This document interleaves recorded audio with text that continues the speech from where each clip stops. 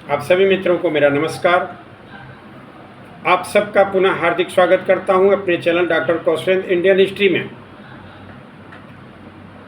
आज की टॉपिक है शिवाजी के राज्य प्रशासन में भू राजस्व व्यवस्था, यानी भूमि के प्रकार, उनके विभाजन, उनसे वसूले गए राजस्व की मात्रा, चौथ और सरदेशमुखी का परिचय आज के इस टॉपिक में उल्लिखित है। सबसे पहले हम भू राजस्व व्यवस्था की बात करते हैं। शिवाजी का राजस्व प्रणाली अहमदनगर के एक मंत्री थे मलिक अंबर, उनके द्वारा अपनाए गए भू राजस्व प्रणाली पर आधारित था। हालांकि मलिक अंबर ने बहुत बारीकी से भूमि का विभाजन नहीं किया था, लेकिन शिवाजी ने उसमें और कुछ संशोधन करते हुए राजस्व व्यवस्था को बड़ा ही गणितीय और वैज्ञानिक पद्धति से बनाया था। हालांकि इस काम में उन्हें बहुत ज़्यादा समय नहीं मिला, क्योंकि 1679 की बात है, 1679, चूँकि इसी वर्ष शिवाजी के निर्देश पर 12 प्रांत, यानी जो 4 प्रांत में बटे थे शिवाजी का प्रशासन, उसमें पश्चिमी प्रांत को कहते थे 12 प्रांत। तो 12 प्रांत के जो मुखिया थे, यानी कि जो पेशवा थे, अन्नाजी दत्तो, उन्हें यह काम सौंपा गया कि वे भूमि का विभाजन, भूमि के प्रकार और राजस्व प्रणाली तय करें। अन्नाजी दत्तो ने बखूबी इस काम को निभाया और इसके लिए भूमि को नापने के लिए उन्होंने जो पैमाना बनाया, मानक बनाया, उसे जरीब कहा गया मराठा में। तो जरीब को एक और नाम से जाना जाता था, मानक छड़ी या फिर काठी।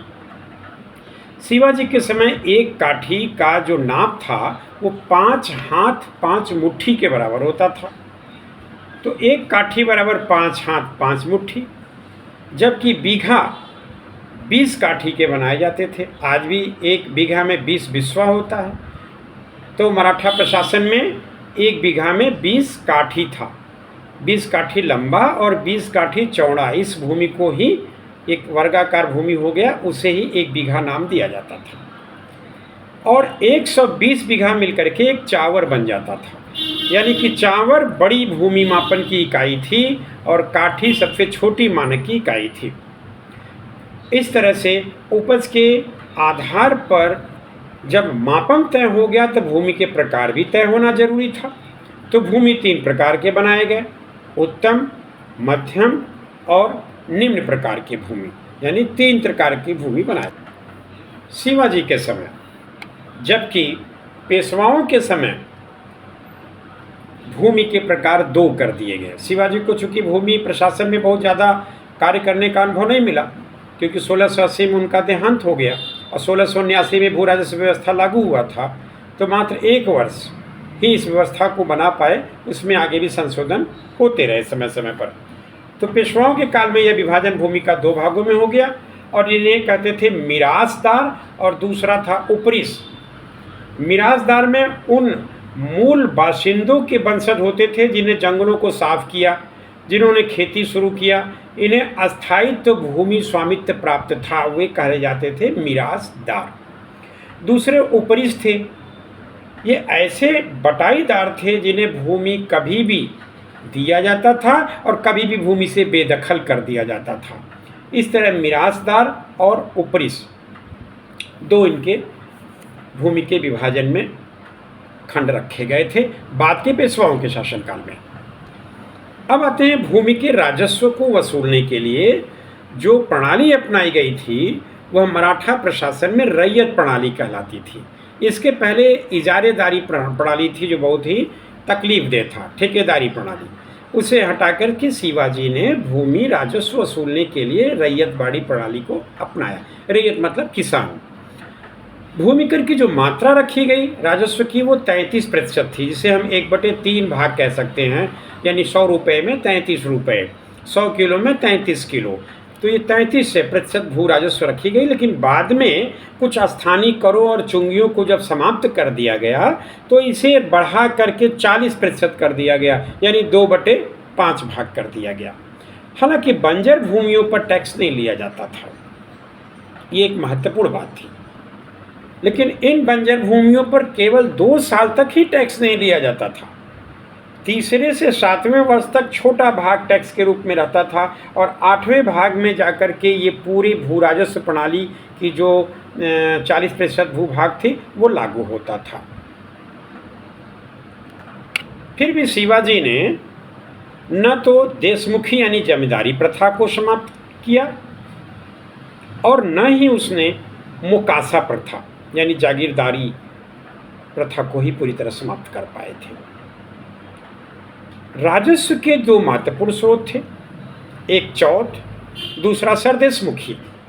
चौथ क्या था? भूमि कर के अतिरिक्त शिवाजी ने जो आय का उनका मुख्य साधन था चौथ, एक तरह का टैक्स था जो किसी क्षेत्र से कुल भू आय का 1/4 वसूला जाता था। रक्षार्थ यानी कि उस क्षेत्र की सुरक्षा के लिए यह चौथ कर वसूला जाता था।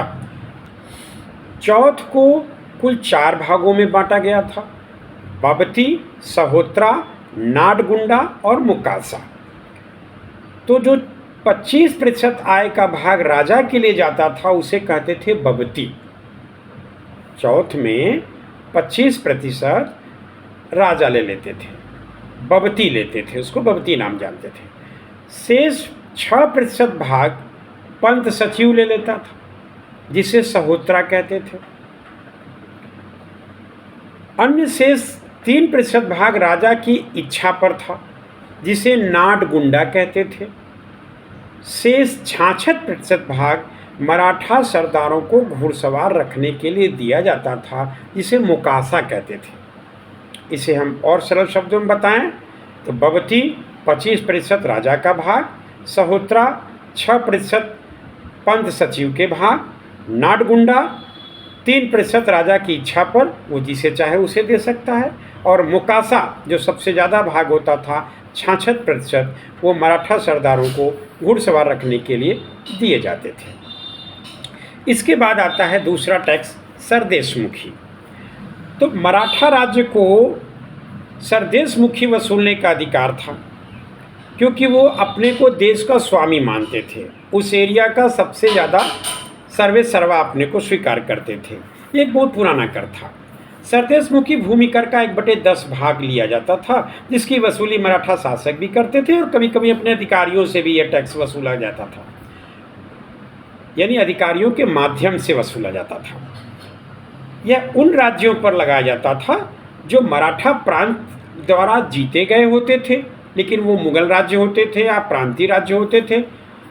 वो उन्हें स्वतंत्र तो कर देते थे, लेकिन चूंकि वो जीते जा चुके हैं, पराजित राज्य हैं, तो इसलिए उनसे सरदेशमुखी के 10% वसूला जाता था अपना वर्चस्व स्थापित करने के लिए। ध्यान रहे, शिवाजी ने एक प्रांत जोधपुर था जहाँ से कभी न तो सरदेशमुखी लिया और न ही तक चौथ राजस्व लिया, क्योंकि वो जोधपुर को अपना वंशज मानते थे। इसलिए शिवाजी ने जोधपुर से कभी भी चौथ या सरदेशमुखी नहीं लिया। इस तरह से शिवाजी ने अपनी भूमि का विभाजन, भूमि की नाप, भूमि की राजस्व और वसूलने का तरीका, उनको किन किन नामों से जाना गया, इन सब का प्रशासनिक व्यवस्था के तहत अन्नाजी दत्तो ने उल्लेख किया है। अगली अंक में शिवाजी के सैन्य प्रशासन पर हम चर्चा करेंगे। तब तक के लिए धन्यवाद। जय हिंद, जय भारत, नमस्कार।